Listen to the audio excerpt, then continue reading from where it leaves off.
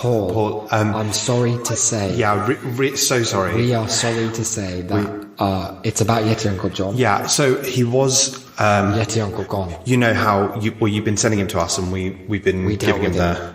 We gave him the long and the short of it. Yeah. We gave him the special treatment. Yeah, we gave him the carrot and the stick. Mostly stick. Yeah. And then he came to it was a very hard. He came to the Shame City Dog. He's gone, Paul. Declan lost him. It was his shift. It wasn't my shift. I was out gallivanting. No, absolutely. In my free time. No, it wasn't your free time. It was my day. This was it. No, it's funny that was your day off because you were clocked in.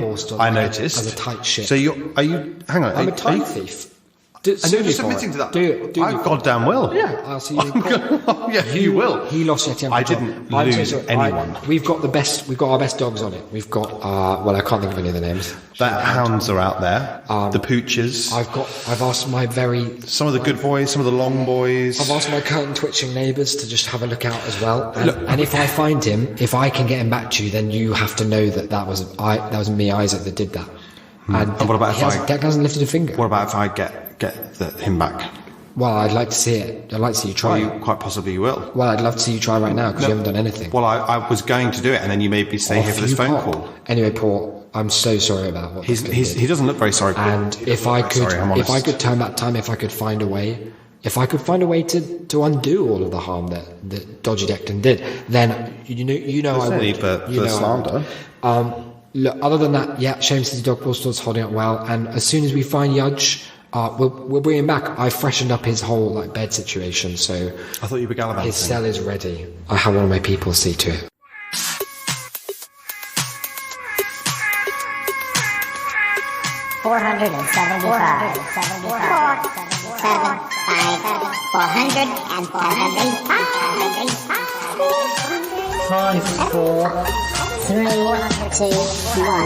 Darling, it's the Shy Life podcast. 400. Yes, but it's positive thing. A highlight, the Shy Life. You won't find a cast of characters like this everywhere. Hello, Paul. I'll go anywhere for a potato. Delicious. This particular episode of the Shy Life is a little more abstract than usual. Okay, looks like the hairy guy is ready to record. 3, 2, 1. Go Shy Yeti. Oh, I hope he hasn't found out my secret. I think he has. Hello and welcome to yet another episode of the Shy Life podcast with me, Paul the Shy Yeti. How are you doing? I'm all right. Well, what are we going to be talking about today? Well, I've just found something out that I didn't know. It's very exciting. It's a very special day. And, I'm not sure if this is a tradition that's been going on for a number of years or whether this is the first year. But anyway, you know how pretty much every day of the year, if not, there's more than one per day. But, every day seems to be a national something day. Well, I've discovered a day that is very relevant to this show. Yeah, today it's National, let me get this right, National Podcast Fictional Co-Host Day. That's right. National Podcast Fictional Co-Host. Yeah. National Podcast Fictional Co-Host Day. Yay! Happy National Podcast Fictional Co-Host Day, listeners. Yeah, I can't wait to tell the others. Right, so let's run the theme music when we come back. We'll be getting our party groove on, maybe. Yay! Okay, run that theme music. It's time for my old buddy, old pal from across the channel, across the pond, Bob Chandler, the Shy Yeti. He's not that shy. Oh, it's the Shy Life podcast. Yeah! All I wanted was a pie, and then I hatched out of an egg. Okay, bring the mic over. He's ready to record. It's the quiet ones you've got to watch, you know. Is it metaphorical? Is it deep? Is it deep? Without a play, he's not all that shy is right. Blimey, Governor, it's the Shy Life podcast. If you thought that was bad, just listen to this. Oh, I can't wait. I can't wait for it to begin. It's the Shy Life Podcast. He's positively glowing. It's all gooey and juicy. Yum, yum, yum, yum, yum.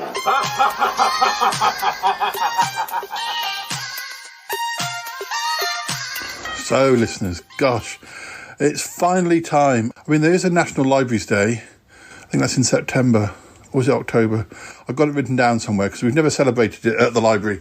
And I kind of thought that this year we ought to because, you know, seeing as we provide all of the written material that our students need, you know, for the course, I think we deserve to be celebrated. I'm sure we'll be the only people celebrating ourselves, but I'm sure that's often the case with these national days. But anyway, yes, National Podcasting Fictional Co-Host Day today. Woohoo!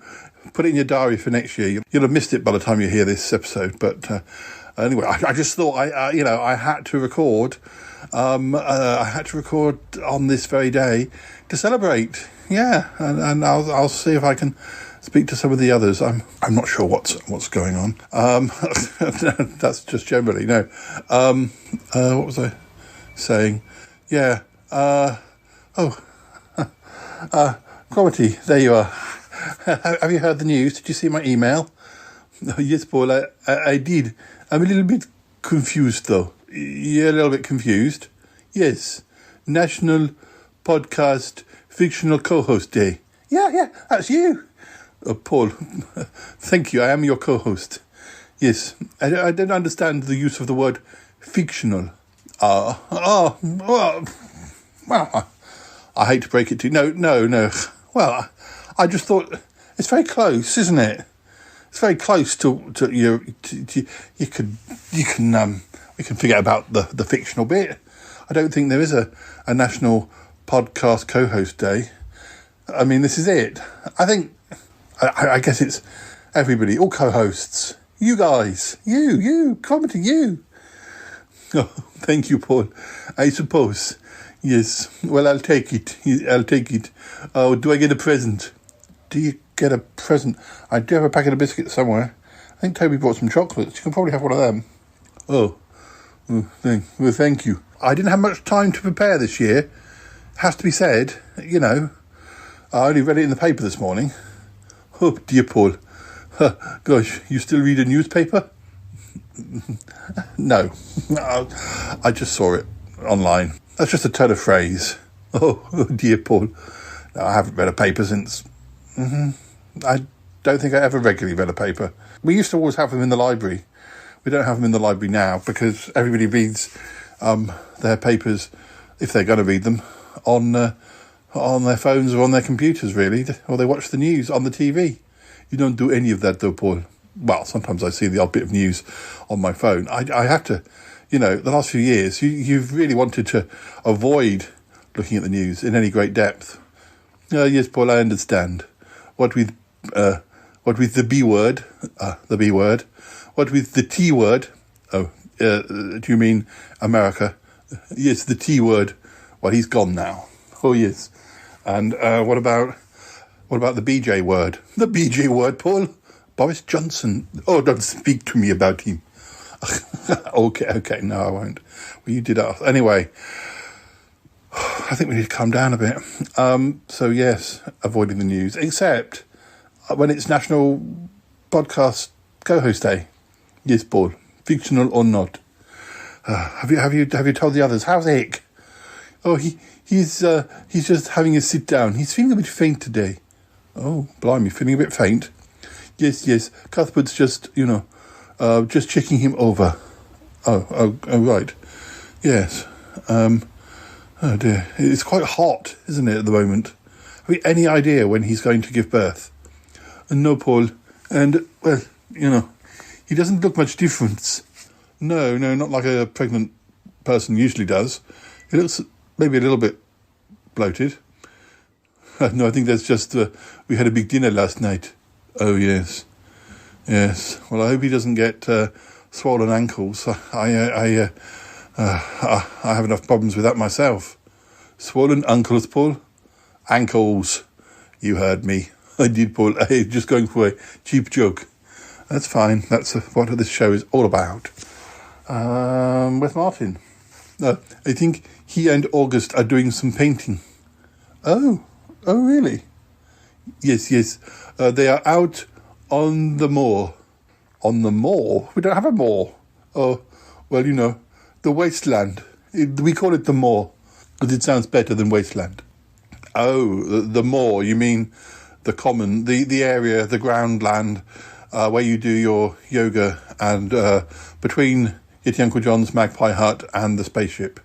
Exactly, Paul. Yes, that is right. Right.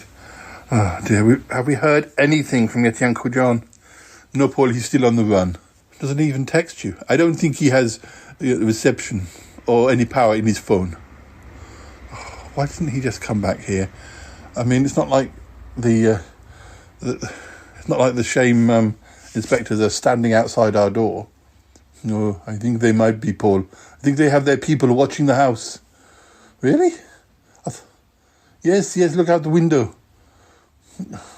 I can just see some people at the station collecting tickets, a man selling ice creams and sweets and crisps. And that does not strike you as strange? What? The man selling ice creams and crisps and sweets. Well, that sounds like a good idea. But Paul, you've lived here for 20 years, and has there ever been a man outside the station selling sweets and crisps, etc.? Well, now you mention it, no. I mean, we used to have a cafe on the platform. In fact, that's happened a number of times, and currently we don't have one again. Oh, I see. I just thought that... You think that's somebody from the shame inspectors? I think it is Isaac and Declan in a big coat. It's one of them standing on top of the other's shoulders or something. Oh, now you're right. He is very tall. The guy selling the ice cream. I just thought that perhaps you had to be very tall to sell ice creams and crisps and things. No, Paul, it's them, I think. He's pretty much sure. I'm pretty much sure. Should I go over and kick their... Should I go over and kick them in the ankles? Paul! No, I wouldn't do that. They're friends of mine. But, if they're spying on the house, you think they'd at least, announce themselves. So I'd invite them in for coffee. Introduce them to the side of the show, the co-hosts I have that aren't criminals on the run. Oh, Paul. I do hate to hear you say these things about Yeti Uncle John. He is your family, after all. I know, he is my family. Don't I know it? Oh, dear.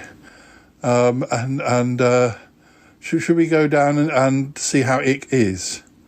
Oh, Paul, I think maybe we should, yes. We're going to go down. Well, come with us now. Listeners, I want to share with you some clips of either Sutton Park or maybe a quiz, but let's not take a break yet. We've only just begun. Oh, yes, I like that song, Paul. The Carpenters, yes. What a voice. What a band. So yeah, come on. Let's go downstairs. Let's just play some music. Play some music, Paul? Yeah, the listeners don't want to hear me heaving and hoeing as I climb down those horrible stairs down to the lab. Maybe you have a point. Let's play some music. Speak to you in a minute, listeners. Yeah, speak to you in a minute.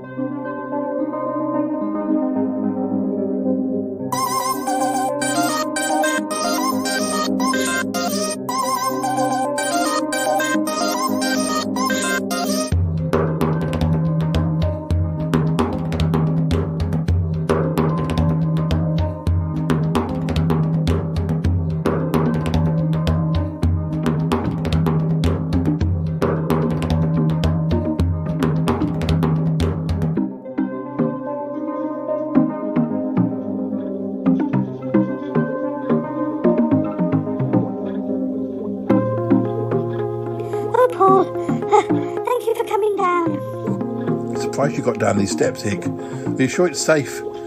They're very, tinny and spindly and, It's all right, Paul. I sort of slide down them. Slide down the stairs? I ooze. You ooze down the stairs? Oh dear. And what has Cuthbert said? Cuthbert says I need to rest up. But maybe I'll go upstairs and sit in the sun. Yeah, you could do that. I mean, would you be better at your spaceship? I mean, don't you have things on the spaceship that would help you? Like health-wise. Yes, it's possible. I probably should consider it. Oh dear. You see, you must take it carefully. You're still quite breathless. Cuthbert, what did you find? Its health is good. Our friend may currently be somewhat breathless, but this is normal after exercise. He will recover soon. All the same, I would say that he should take things easy, but overall there is nothing to be concerned about! Sure. Well, if you say so, Cuthbert. Cuthbert says it's fine. I just need to rest. It's just the next stage of my pregnancy. Okay. And any idea about the timescale? Cuthbert, do you have any idea? I hesitate to estimate an exact date without more detailed information about its medical history. Well, it's fair enough. It's not within even Cuthbert's range of experience. He knows about Earth pregnancies, and well. It's fine. I think you are right. I probably would be better at the spaceship. Well, we'll come with you. We can speak to August Evans and Martin on the way. Yes, I'll come too. I have a little yoga class to go to imminently. Oh, in this heat? It's nothing, Paul. It's fine. It's not like jogging or Zumba. It is. We are meditating and taking things easy. Oh well, it was not my understanding of yoga. I thought it was relatively, energetic. Well, probably I'm wrong. Yes, Paul, it's fine. It's fine. Oh, well, thank you, Cuthbert, for, giving us your opinion. It is my pleasure, Paul. My very great pleasure! Clever Cuthbert. Oh, yes. Clever Cuthbert. He is. You're very clever, Cuthbert. Clever Cuthbert. A proper clever clogs! Yes. He knows it too. Right. Come on then, Ick. We need to get you back up those stairs, and we'll go over to the spaceship and make sure you're tucked up in bed. Yes, Paul. I quite like the idea of that. The air conditioning's better too. Oh yes, it is. Have you a spare bed? I have many beds. You can all come and have a nap if you like. That sounds like the sort of exercise I like. Oh, come on then. Just a minute, Ick. Listeners, now it really is time for a little break. Well, at least for us. Whilst Cromitty gets Ick and I up these stairs, and we're going to head across to the moor, the common, whatever. And do you think you'll introduce us to some of your yoga friends? I don't know about that, Paul. I'm not sure. Just a minute before we put the clip. I had a message from Bettina that came through. I want to share it with the listeners before we got those stairs. Go on then, Paul. Here we are, listeners. Message from Bettina. Hello, darling. How are you? I just saw your text about the National Podcast Co-host Whatever Day. Yes? Oh, that's me. I'm a co-host. I don't know what it meant about fictional, though. But anyway, I'm sure it doesn't matter. So thank you for sending me that. Lovely. How is everybody? I'm hoping to pop over soon. Very difficult to know what's best to do, though. All the laws about pandemic stuff changing, and I'm not quite sure what I'm supposed to do. I don't think it's that safe out there, so I'm taking it carefully, keeping my mask on. But yes, you boys, you all keep safe, won't you? No raucous parties, darlings. Yes? How's August? I will be over, I promise. I'll be over this week sometime. I absolutely must see him. I want to see what he's been painting. Anyway, darlings, hope your yoga's going okay, Cromitty darling. And I hope you're doing okay. I hope you're doing okay. Yes, so hot. And my love to Dealey and how Sniffy Martin? Still sniffing, I hope. Yes. Who else? No, I think that's all of you. You're okay, aren't you, Paul? All right. Oh dear. Sorry, I'm a bit chirpy today. I've had a gin and tonic, and it's only 11:30. Oh, don't tell anyone. Oh gosh, it's all good calories. I think. I don't know. Anyway, I've got to go, darling. Bye for now. Bye. Blimey. Gin and tonic before 11:30. Well, it's all good, isn't it? Well, yes, I suppose so. As long as she keeps within sensible limits. Yes, well, at least she's being sensible about keeping safe. So, yes, listeners, so we are going to share with you something now. I'm not sure until I edit the episode what, but it's either Sutton Park or quiz. So, take your bets. Take your bets. And we'll be back soon. Yeah, okay.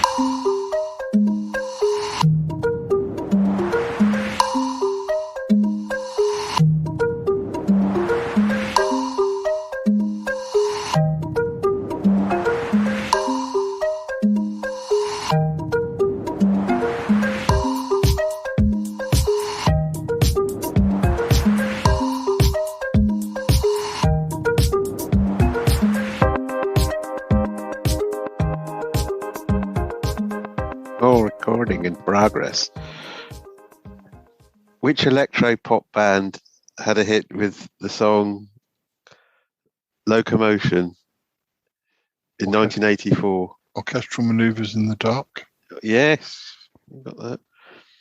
In 1996, Female of the Species became the first top 20 hit for which Britpop band? Space. Which British singer had a number 2 hit in 2004 with her single "Thank You"? Alanis Morissette. No, that's wrong. It's it's Jamelia.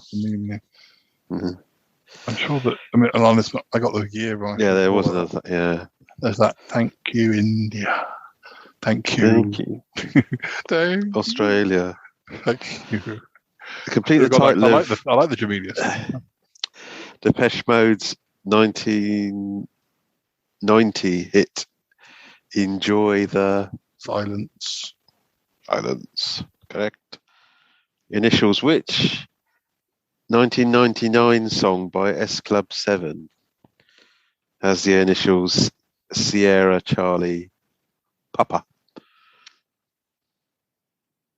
S Club 7. Deals, what do you think the answer is? Come on over here. What's the letters again? SCP. It's quite an obvious one, I thought. There you are. S Club Party. Yeah, that's it. Yes. So, Deals, come and show me how. Who had a 1988 hit with a remixed version of his 1976 single "Let's Stick Together"? Brian Ferry. Brian Ferry, yeah. The Ferryman. Don't pay the Ferryman. Did you ever watch that Christopher? I bet you didn't. Oh, no, I think I was too new scared. Single. I think I was too scared. I didn't hear any more of it. Maybe was there an album involved? Maybe send that to my dad. That was what was strange, because he's supposed to have done this. Because I saw him being interviewed on This Morning or something, and he said he's got an album out about Robin Hood. He done this Robin Hood thing, but then they showed this. They mentioned this new single, but that seems to be nothing to do with that Robin Hood album. It seems to be just another sort of standalone thing. There's Amy Mann's new albums about Girl Interrupted or Girl Goes Missing. Well, one of those books with the girl. So anyway, it's a themed one. But I don't think quite sure when it's out. The vinyl's out later than the actual album, I think. Which electro-pop band joined Tom Jones for his 1988 or 89 hit version of Prince's song Kiss? Art of Noise. Art of Noise, yeah. Which singer was featured on Killer, Adamski's #1 hit? Seal. From 1990. Yeah, that's Seal. It's the 1990s. 25th century. Gwen Stefani. Who did she sing with? That's basically the question. No doubt. Correct. Complete the title of Meat Loaf's 1995 hit, I'd Lie for You. Well, I wouldn't do that. No. That's not that one. No. I don't think I know then. And That's the Truth. Objects in the rearview mirror always are closer than what they seem. Which 2005 song by James Blunt has the initials YB? YB, yes. You're beautiful. Oh, yeah. Oldies. Beautiful. It's true. Who recorded Wherever I Lay My Hat, That's My Home, the Paul Young 1983? Who did this 1969 version, the original version of that? Noel Redding. I have no idea. Marvin Gaylord. Oh, well, I could have nearly got that, but that would have been a guess if I had said that. I didn't really know anything about the original. We know about the Paul Young version, don't we, dear? Wherever I lay my cat, that's my home. That's my home. Well, I think there's only. How many left? 1, 2. I'll have to buy you a quiz question of quizzes so you can ask. 6. There's 6 left. There's enough for 2 more sessions. 6. Yeah, I'll save that then. Yeah, because those quiz questions I bought from from Paper Chase. Not quite sure what the purpose of them are, really. I wasn't sure. I don't think anything else has happened. Because last Saturday's football match was abandoned because it was waterlogged. That was at Aldershot. Oh, yeah, my mum told me. The quiz too. I'm not going to the Stockport game. They're away Stockport tomorrow. It's a bit far for a day trip, really. But I'm going to a local game with a couple of the guys that often go to the Ultra away games. So it's be like a fairly normal Saturday in that regard. And I want to go to Reading on Sunday. There's a match there. That's not definite, but watching Reading play or something else. Well, it's Reading women because they play that women's Premier League. I've never been to that ground, and it's probably as good a chance as any to go to that Medeski to watch a match because it's it's not the men's game and it's going to be cheaper as well.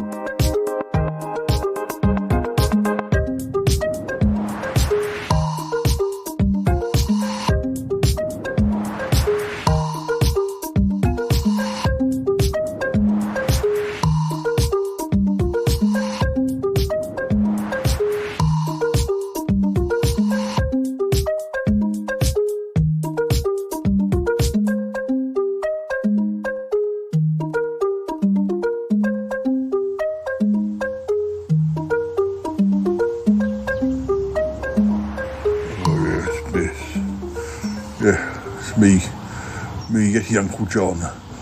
I'm keeping a diary, this audio diary of my adventures. Yes.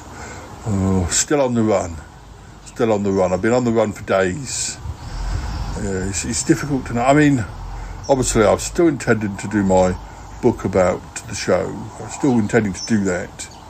Of course. But, I thought I'd keep a record of my life on the run because that could be a separate book. It's a miscarriage of justice, sent to the shame jail, escaped thanks only to Toppy Smelly and his special cake. Hopefully by the time my On the Run book becomes available, everyone will know that Toppy helped me and they'll see him as a hero. I won't dob him in, but anyway, I don't know what to do. I wanted to go to the flat, I wanted to go to the laboratory, I wanted to speak to Cuthbert, I wanted some advice, I wanted to charge my actual phone. I've only got this recording device. It's a little handy device that I keep with me, like a journalist tool. It's actually one of the Paul's extra recording devices. And what was I saying? Oh dear. I nearly got to the house and I noticed there's a strange looking gentleman standing at the station selling sweets and trinkets, and I thought, I bet he's from the shame, the shame inspectors. I bet he's keeping an eye on the flat for them. And so I'm currently reporting from that wasteland. What I might do is, I can see X spaceship. Well, I can see where X spaceship is. It is currently invisible, but I know where it is. I know how to get into it. I know the code to the door. I don't suppose he'd mind if I just turned up and kind of, had a nap there. He's got plenty of beds, I know that. There's quite a lot going on there. I've got to be very careful. I can see Cromity's yoga group. I think it must be the yoga group. They're just meeting up and milling around and doing some stretches. I suppose that must mean that Cromity will be here any minute. And I can see just over there August Evans and Martin doing some painting. Well, Martin sniffing some stuff and August painting him. So it's very difficult. I've got to get from this bush to the spaceship without being seen, because I don't know, there's such a bunch of goody two-shoes on the Charlotte podcast. There's such a bunch of goody two-shoes that they might dob me in. They might tell the shame inspectors. So anyway, it's best that I don't show myself to them, just in case. I don't know, Martin probably wouldn't. I mean, August, his own little world of his own, but I don't know, just best to be careful, who knows. Shame inspectors might be watching, they might be watching them, expecting to, me to make contact, so no, I just got to get to X ship, and that'll be fine. It'll all be fine, yes. And, yes, right, I'll do it. I'll count to 10 and I'll rush. I'll take a branch.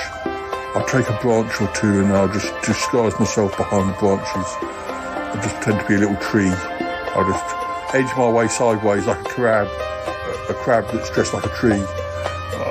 Towards the spaceship. Yes, right.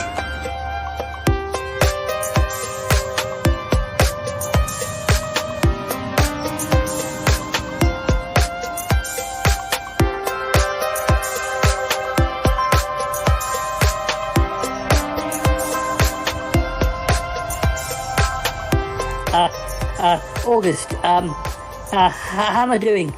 Do you need me to do any more poses for you? No, I think you've done very well. I think I've got everything I need. Yes, very good. Yes, I think I'm gonna actually come up with something really nice. Those sniffing action shots were amazing, Martin. You really are at the top of your game. Oh, thank you. Thank you, August. Very kind of you. Oh, sniffing is what I do. Sniffing is what I'm at. Yeah, sniffing is what I'm good at. Yeah. Oh, absolutely. Yes. You must teach me how to sniff properly. I don't do it quite as well as you. Not by any means. You are a master of sniffing. No, August, you say the kindest things. Oh, here comes the others. Oh, yes. Maybe they've come to see me work. Well, see us work. Maybe. It looks a bit odd. Oh, yes, the poor guy is suffering with the heat. Hi, August. Hi, Martin. How's it going? Oh, very well, Paul. Thank you. We've almost finished. I've had the pleasure, absolute pleasure of working with Martin. He really is the king of sniffing. He poses like a proper posing person. A proper person, like a model. Yes, like one of them too. Good. You've been enjoying yourself, Martin. Oh yeah, I like posing. Sniff, posing. There's so many nice flowers out at the moment. It's a good thing I don't get hay fever. I was going to say that with, your sniffing prowess. You, gosh, it would be a nightmare if you had bad hay fever, wouldn't it? It would indeed. Cromitty, you look all kitted up. Oh yes, I'm just off to my yoga classes. Yes, I can see them. They're all getting ready. I did ask if he'd introduce us, but it might not be the best day because poor old Dick's suffering with the heat. Oh, I'm suffering with the heat. Oh dear. You're not going into labour, are you? No, Paul, no. Oh, I just need to do deep breathing. Oh dear. Well, you can always stand there, Rick. I can paint you. Oh gosh, thank you, August.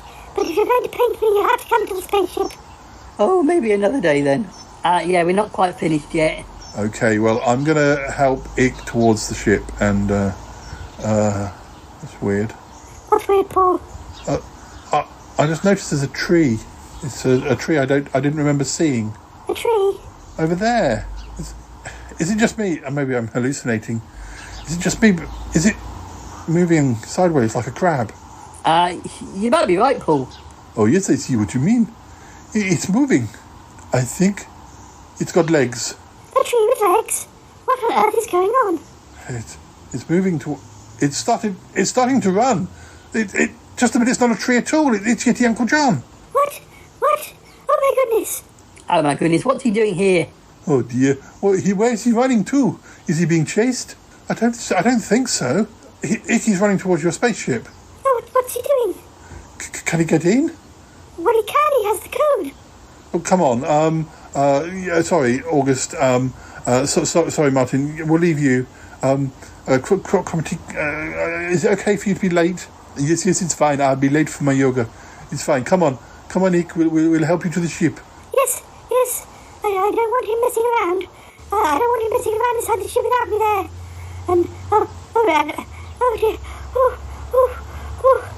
there. No, calm down. Take deep breaths. Oh yes. Oh dear.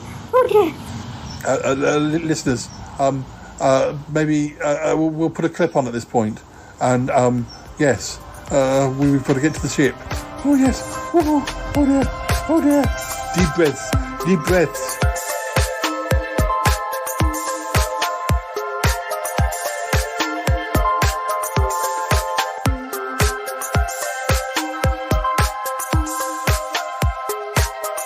Hi listeners, it's me, it's Paul, and do you remember a few, weeks, months ago? I'm not quite sure when the episode went out, but we were doing some questions for Getting Uncle John with Nick, and we didn't manage to do them all, so I thought that Nick's here now. Hi Nick.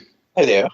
I'm going to ask you some more of Getting Uncle John's questions, and the next subject is childhood. So, good. Do you have a favourite nursery rhyme? Yes. Or do I? Actually, I was thinking the other day, ride a cock horse to Banbury Cross is always a nice one because it mentions a fine lady upon a white horse. And also, no one's dismembered or injured, or as they sometimes are in nursery rhymes. I mean, Humpty Dumpty is actually quite violent, isn't it? I mean, some of them are actually quite disturbing. Like, what's the one with the Rockabye Baby? You know, where down will come baby, cradle and all. I mean, you know, where the hell's social services when you need them? Maybe it's not going to get enough well.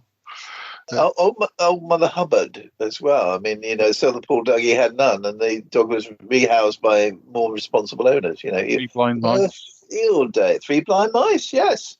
blind and mutilated and goodness knows what. So there are with bells and rings on the fingers and bells on the toe. It's also predestined because it predicted the personal stereos. She'll have music wherever she goes. So yeah, nice bit of totty, and quite insightful. So so I think off the top of my head, I think it's so long since I did nursery rhymes to any great degree. Half a pound of tumbling rice, half a pound of treacle. That's the way the money goes. Pop goes the weasel. Well, how much income do they have coming into they're flat broke after half a pound of tumbling rice and half a pound of treacle. That's the way the money goes. Sorry, mate, there's no more.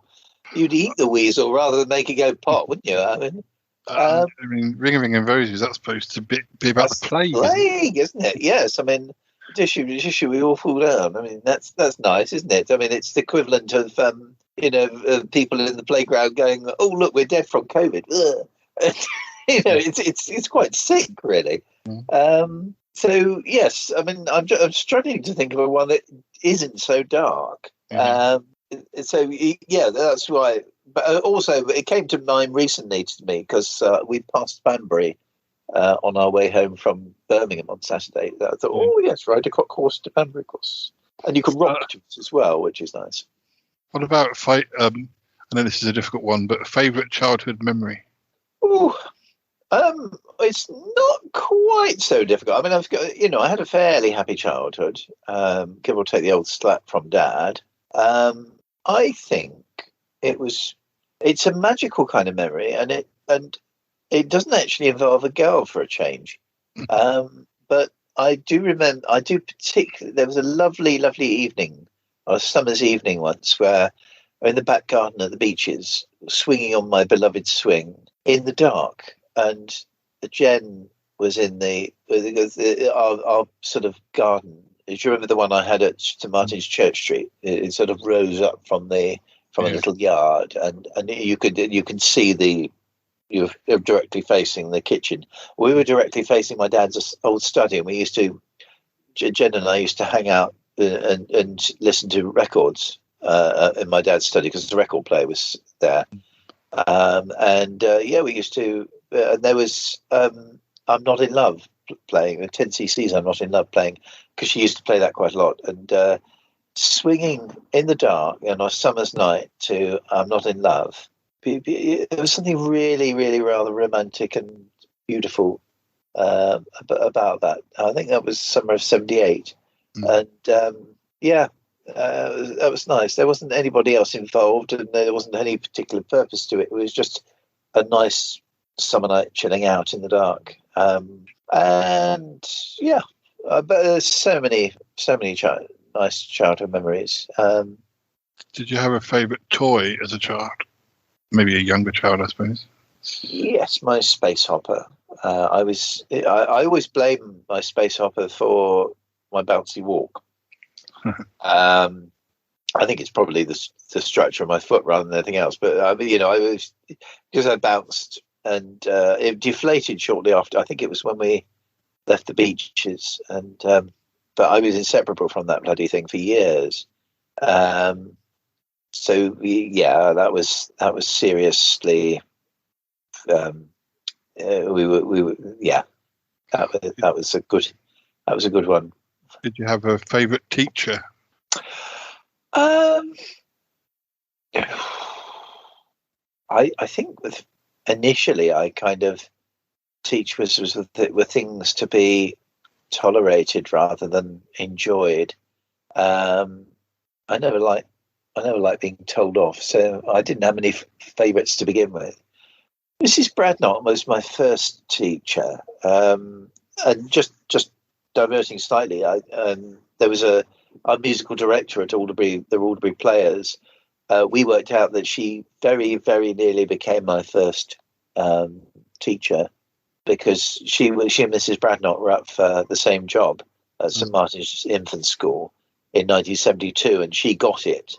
So when I started St Martin's Infant School in 1973, Mrs. Bradnott was the teacher, and but it could so easily have been the other lady. So Toppy was saying quite an interesting thing when we talked the other day about because we were sort of comparing sort of schools in the 70s over here, and I think schools in the 70s in America were probably not half as strict as they were, because Toppy said he never sort of knew of anybody getting caned, or and he said that a lot of the teachers you got when he was at school were old hippies, or maybe young hippies, maybe. Oh, lovely. Maybe so you wouldn't have got any of that from them, and in fact, it sounded like schools, well, at least in his area, schools were sort of like more sort of open schools, like if you want to turn up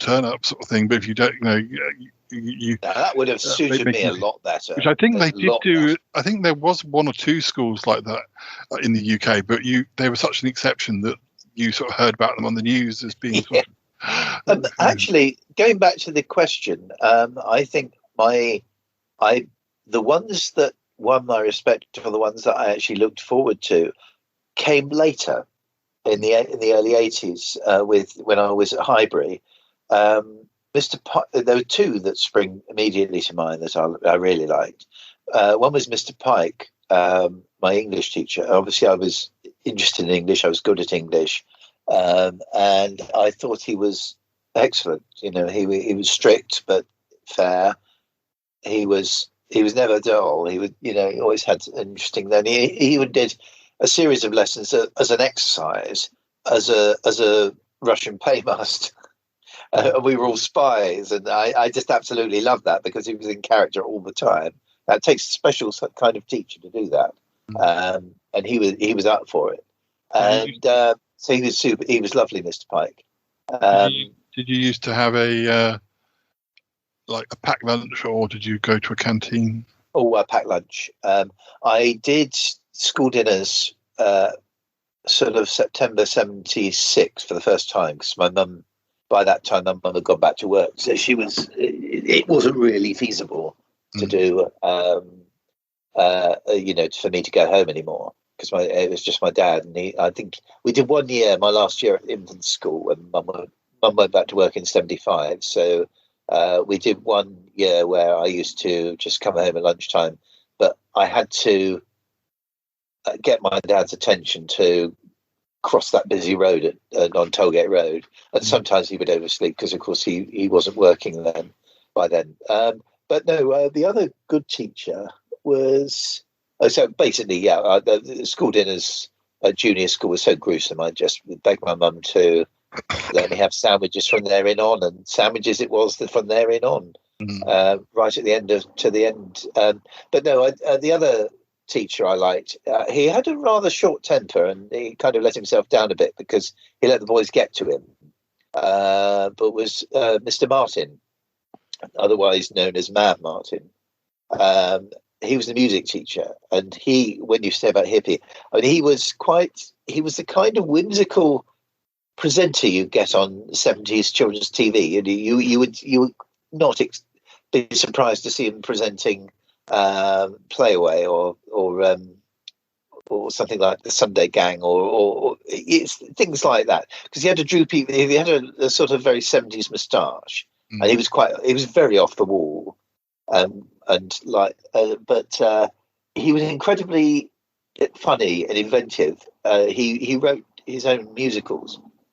He wrote something called The Great Space Retrieval Mission, which was done 40 years ago, and I can still remember it. I can still remember the music from it. He was that good. And he wrote something, because he had the panda, panda that's carved on the hill at Laverstock. He wrote one based on that called Pandagram, which is like pentagram, the play on the word pentagram. And he had the panda, and he had mystical qualities to it. It was a lovely idea. And it was just a shame, really, because I would love to have had him as a form tutor, because he was just, the boys, the more disruptive boys in our class just wound him up, and he would lose it once too many times. And I was thinking, don't antagonize him. This is a good teacher here. He makes it interesting. He makes it funny. He's mad as a box of frogs, and you just wanted to hear him. But I wanted to do RE with him, but nobody else in my class wanted to do it, so it wasn't on. And I remember him coming to me and breaking the news that nobody else wanted to do RE. So, but no, he was great, Mr. Martin, and Mr. Pike was terrific too. So yeah, I would say more senior school than junior school. You have the more sympathetic ones, but on the whole, I thought when I was older, I just didn't take things quite so personally, or I don't know, but yeah, I just enjoyed it. Yeah. 2 or 3 more on this subject. I'm not sure how much of a fan you are, but favourite superhero? For hormonal reasons, I would say Wonder Woman. Mm-hmm. Because, but leaving one's libido to one side for a moment, Supergirl, yeah, because, she...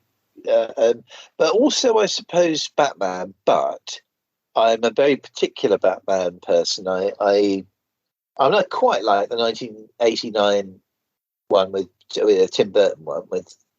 I quite like it. I didn't, I think Jack Nicholson steals the show off Keaton, he's all right, but I don't find him particularly charismatic in the part. But my favourite Batman is the Adam West, more campy 60s one, because it's just so joyous and the villains are just so big and it's just so played just right. And for me, you can't really top that. I think it's all gone deep and too dark and too analytical, and the fun's gone out of it.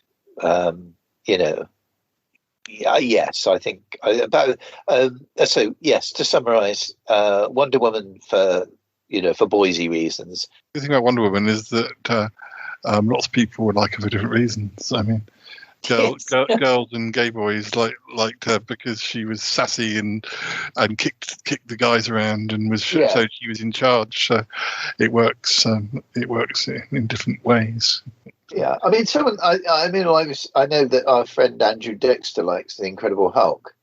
For me, the Incredible Hulk was a bit of a one-trick horse. I mean, he got angry, turned into a raging, just threw the baddies across the room, and that was it. He was a little bit predictable. Also, I think maybe depending on how old you were, and I was quite young when it was on. I think I found when he turned into the Hulk, I didn't know whether he was going to do bad things or I didn't know what his motivation was, because he looked like a monster to me. So just an indiscriminate sort of. I don't think I stuck around long enough to watch it because it was too scary. Yeah, I mean, I suppose it must have been. I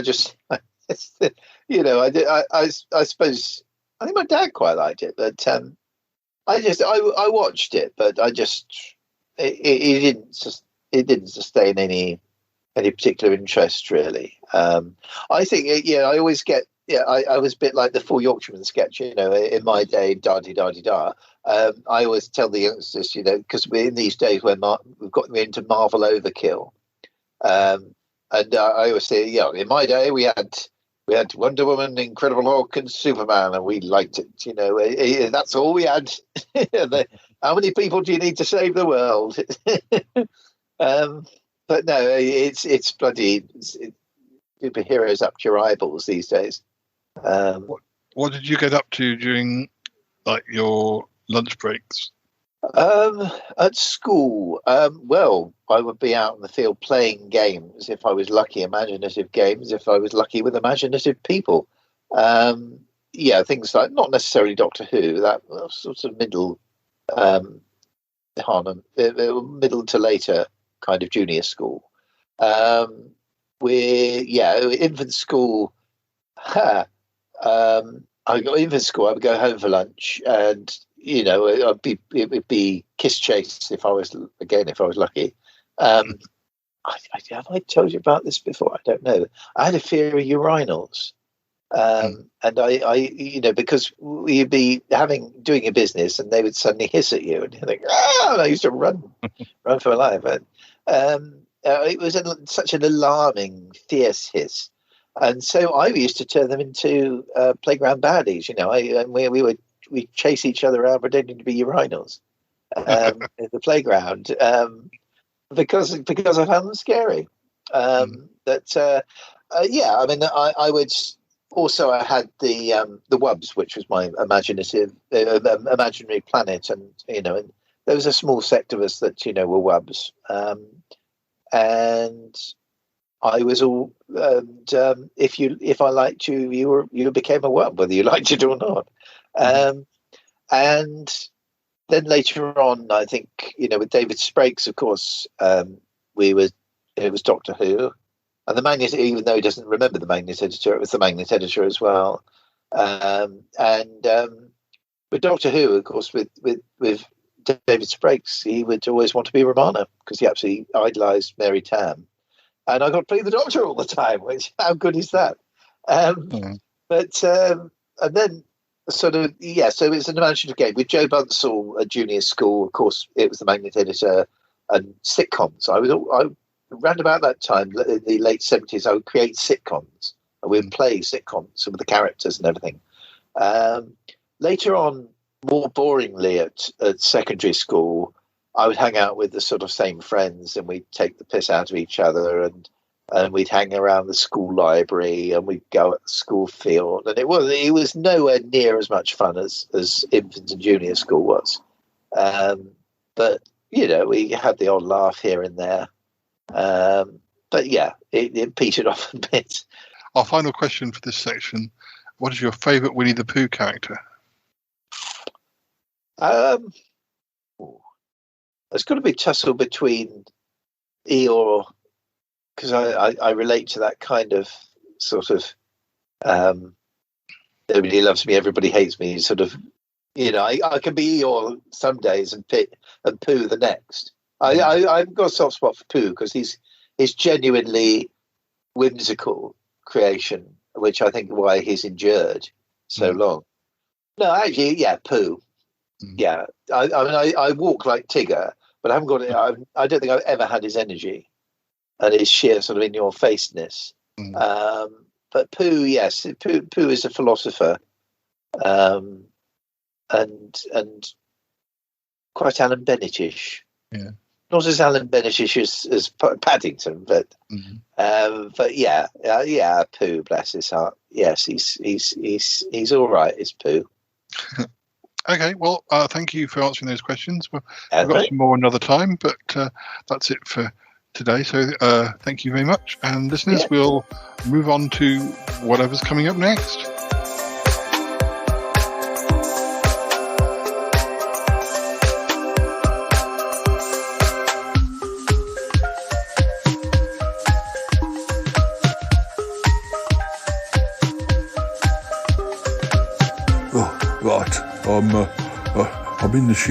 I'm in the ship.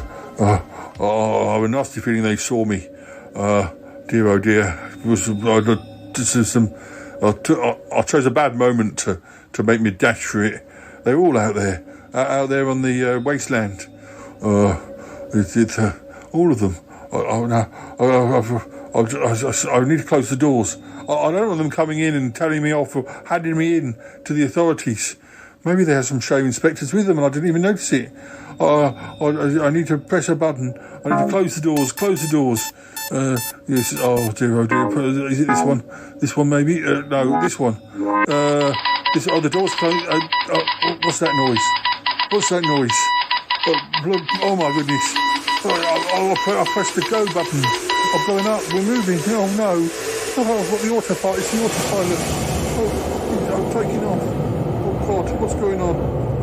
How do I stop this? Come on, Eek. We're nearly there. Maybe I should run ahead.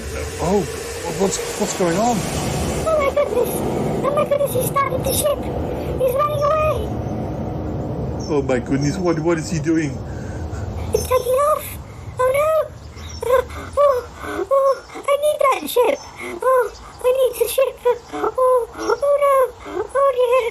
Yeti Uncle John, bring the ship back. Yeti Uncle John. Oh, he's really done it now. Calm down. Calm down. Come on, Nick. Calm down. I don't know what we can do. We can't get in touch with him. Oh dear, he's fainted. Oh, can we ask the yoga? No, we can't explain it to the yoga people. We're going to have to get Martin to come and help. At least perhaps carrying him back to the Magpie Hut. Oh yes, Paul. Okay. Oh, Yeti Uncle John. Martin, we need your help. I saw what's going on. Yeti Uncle John's stolen the spaceship. Goodness knows where he's gone. And Ix fainted. We take him to the Magpie Hut, maybe, until we can work out what we can do. We need to resuscitate him or something. A bit of snuff. I have snuff. Oh yes, that might work. Come on, let's all take a corner, or whatever, and let's get him to the Magpie Hut. Oh dear. Oh, Yeti Uncle John, he's really done it now. He has. Come on, Martin. Yes, okay. Right, here we go. Heave!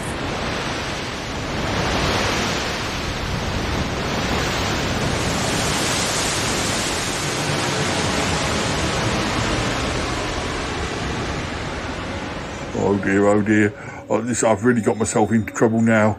Oh dear. Up in space. I don't know where I'm going. I want to go home. I don't care if the shame inspectors get me. Oh dear, this was a big mistake. All I wanted was to lie down. And, oh dear, oh God, I don't know how to do this. Or maybe I can just hover somewhere. Or maybe I can find a nice planet just to shelter in. I mean, at least it's autopilot. If I was piloting it, we'd be in the Thames by now. Oh God, they're never going to forgive me. I can't even tell them what I've done or why I've done it or that it's an accident or anything. Oh, blimey. Oh God. Maybe they'll try and contact me. Yes, maybe they'll contact me because they know about me. I don't know how to contact them, but they must know how to contact me. Maybe that's how it'll work. Yeah. Well, I suppose they've just got to keep calm. I wonder if I can get any snacks. I do know a little bit about the snacks, the alien snacks. Which ones to avoid, which ones to go for. I'm well practiced. I've had quite a few snacks on this place. At least I know where the bathroom facilities are. Actually, doesn't this place have it has a little capsule, doesn't it? Like a mini spaceship. Maybe I could pilot that direct back home. No, I don't know the directions. Oh, where are we? We're out in space already. Oh, blimey, I just got to wait and see if they contact me.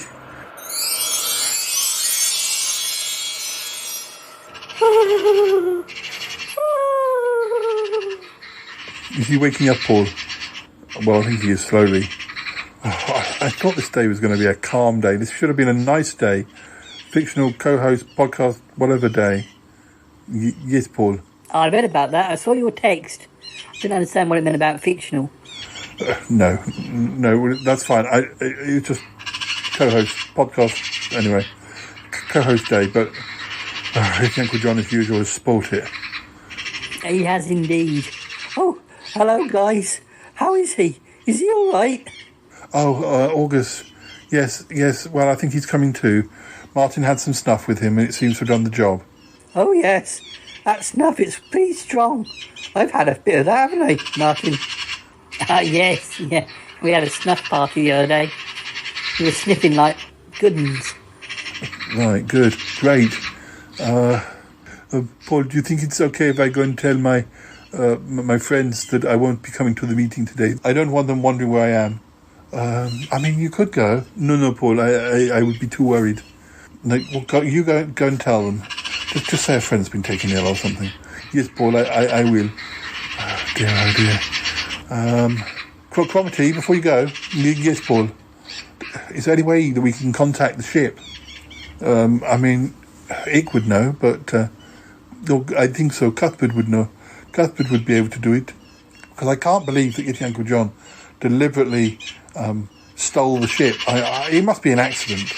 Well, yes. I mean, perhaps he was just looking for somewhere to hide. I think if he was in this area, he was looking to, to actually come home. But perhaps he saw that strange gentleman or gentlemen's outside the in the car park, and so I was just looking for somewhere to hide. He might have been trying to see my yoga friends. Well, he might have been, but no, I mean, he probably pressed the wrong button and something bad happened, and I'm sure he didn't mean it deliberately. But the fact is that the Ick needs the spaceship. For whatever stage of his pregnancy he's reached, he needs the help of the spaceship. Maybe we can get Cuthbert to help, send him a message and guide him back again. Yes, I mean, that's got to be the answer. I refuse to believe that Yeti Uncle John is that stupid or that bad that he would steal the spaceship on purpose. Well, I agree with you, Paul. I think it's been a mistake. That's pretty much, Yeti Uncle John's biography. It's been a mistake. A good plan that's gone wrong. Yes, Martin, you know him very well. We all do. Oh dear. Where's my spaceship? It's fine. Yeti Uncle John is in it, but we think he must have pressed something and the ship has taken off. Oh no! Oh gosh! Please don't be upset. We're going to go and see Cuthbert. Now, do you want to stay here with the magpies? August and Martin will stay with you if you want to stay here. I can't move. You're not going into labour? No, but I do need the spaceship. I do need it. I need it. All right. Well, Cromitty he's just rushing off to tell his friends that he can't go to the yoga meeting. And then Cromitty and I will go back to the house, we'll speak to Cuthbert, and we'll try and get Cuthbert to send him a message, and then we can guide him back. But if we can't do it, or if Cuthbert can't do it, we may have to transport you back to the lab, or at least speak to you on the phone. Maybe we can speak to you on your phone. Martin, have you got your phone with you? I do. I have my phone with me. So if the worst comes to the worst, August and you can phone me in the lab. We should just about get reception, and it can guide us, and we'll speak to Cuthbert, and let's see what we can do. Oh, I can paint you in this beautiful position you are, spread across the straw in the magpie hut.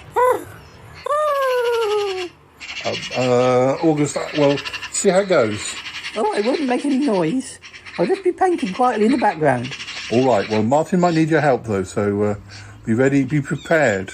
You are sure you're not going to suddenly give birth? No. Oh, no. I need to rest. I just need to rest. All right, Ick, you just rest. Martin, you know what to do?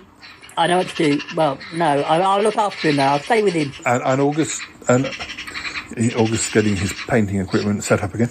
Right, okay, and I'm going to head back to the flat. Cuthbert will help, I'm sure. Cromitty is probably on his way back, and can see him. He's already coming. Yes, I can see him. Right, okay, guys, just make sure he's calm. Keep him calm. Keep it calm. Listeners, I think this might be a bit of a situation where we have like a two-part, or we have a resolution next episode. But we are sort of running out of time, I think, and really we've got to keep our eyes on what's going on. And so I'm going to say goodbye for now. Thanks for joining us. Sorry, National Podcasting Co-host Day wasn't quite as I was hoping it was going to be, but still, spread the word, and we'll speak to you soon. Yes, all right. You take care. You take care too, Ick. Calm down, Ick. All right, okay, right. Bye for now, listeners. Bye for now.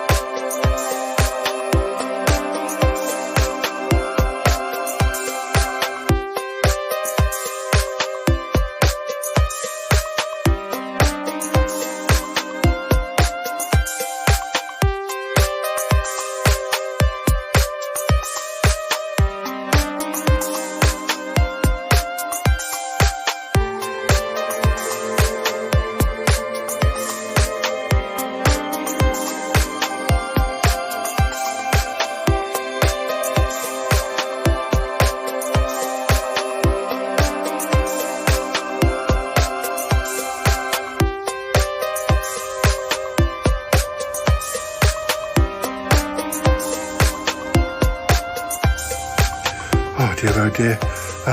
Cromitty, did the yoga people, did they accept your apology? Oh, yes, Paul, they did. There was a strange new member of the team. I didn't recognize him. He looked very familiar. I think he might have been the guy from the station. Well, Isaac and Declan. The one I thought might be them on each other's shoulders. They've joined your yoga group? Well, I don't know. It just looked familiar. But anyway, I didn't stop for long. But no, they were fine. Oh dear. How is Ick?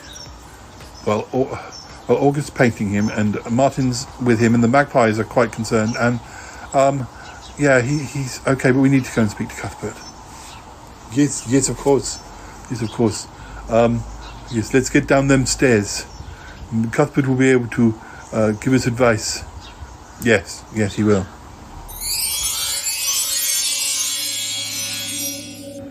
Oh dear. Oh, nobody's contacting me. I'm stuck up in space somewhere. What if a nasty alien shows up, starts shooting at me? Oh, this is awful. Oh dear. Oh, I can hear the theme music. Oh gosh, the episode is ending and no one's trying to help out. Oh, the pain. Oh, the pain. Oh dear. I gotta go now. Bye. I want to go with you. Gotta go.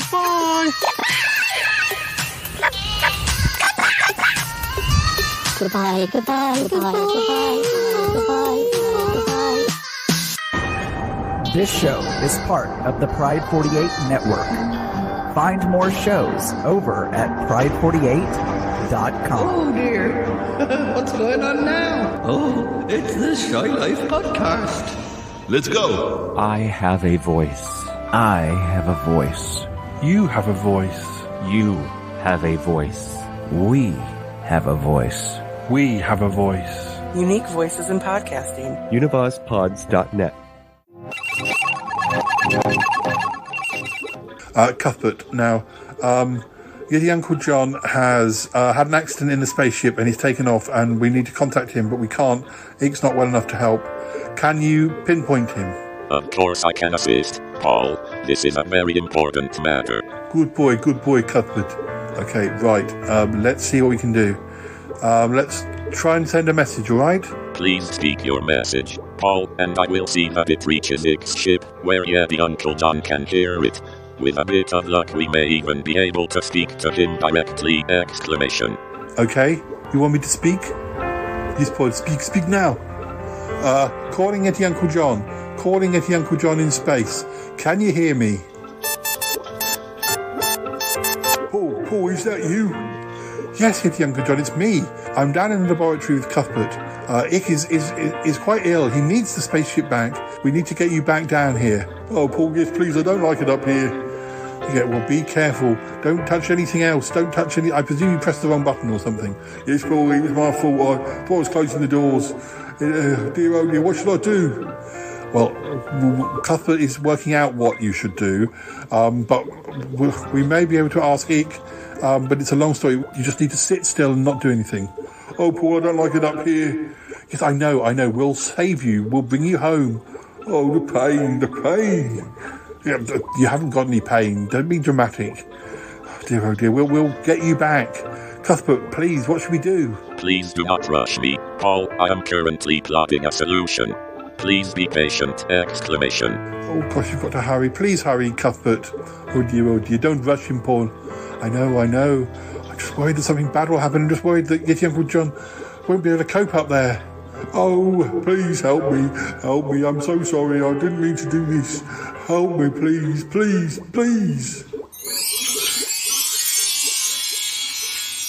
Oh. Martin, what's wrong with him? I don't know. He's sort of glowing a funny colour. Oh, my goodness. Maybe he's right to give birth. Oh my goodness, I've never seen an alien give birth. What are you supposed to do? I don't know. I don't know. Oh no.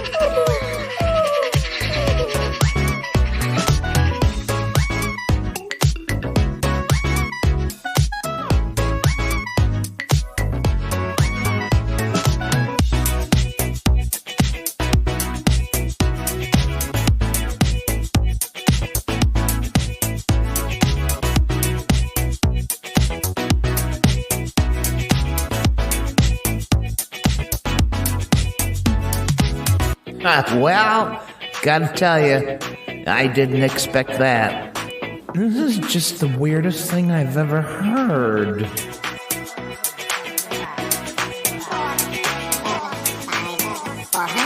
Susan, bye. 475. 475. What the hell just happened on this show?